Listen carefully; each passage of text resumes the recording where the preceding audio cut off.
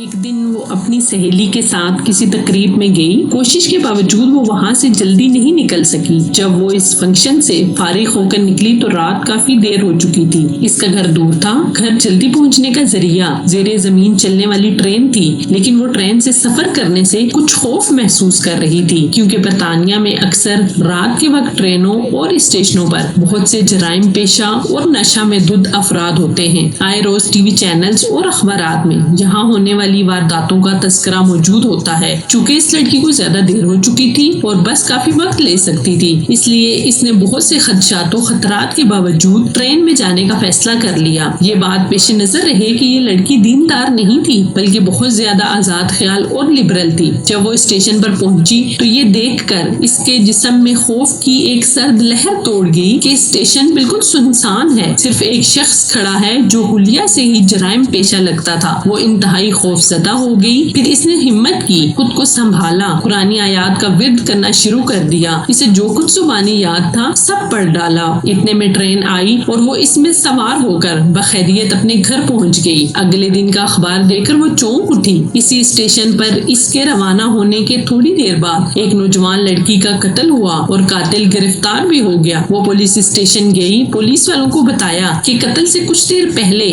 وہ اس اسٹیشن پر موجود تھی. میں قاتل کو پہچانتی ہوں، اس سے کچھ پوچھنا چاہتی ہوں. جب وہ مجرم کے سیل کے سامنے پہنچی تو اس سے پوچھا، کیا تم مجھے پہچانتے ہو؟ اس نے جواب دیا، ہاں پہچانتا ہوں، رات کو تم بھی اس اسٹیشن پر آئی تھی.